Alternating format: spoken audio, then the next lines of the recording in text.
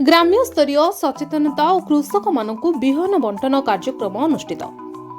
खंडपड़ा block अंतर्गत रयती ढोलमरा ग्राम में एक ग्राम्य स्तरीय कृषि सचेतनता शिविर अनुष्ठित हो जाइछि।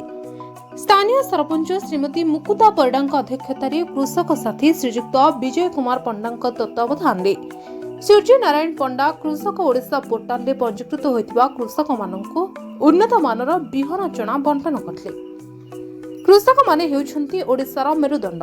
जो चाषी माने चना बुणिछंती किंबा चना बुणिबे सेमानंको रासायनिक सार और कीटनाशक औषध जोगाई दियाजिबो बोली सूर्य नारायण पंडा सूचना दैथिले। एहा द्वारा ओडिशार चाषी माने डाली जातीय फसल पई उपकृत हेबे।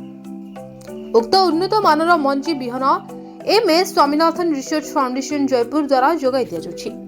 कृषि गाइडलाइन अनुसार 50 डिसिमिलु कम जमी थिबा चाषी मानकु 4 किलोग्राम ओजन विशिष्ट गोटे चना बैग तथा सही हिसाब रे जमीर परिमाण को ले कृषक मानकु जोगाई दिया जाउछि बोली श्री पंडा सूचना दैछंती।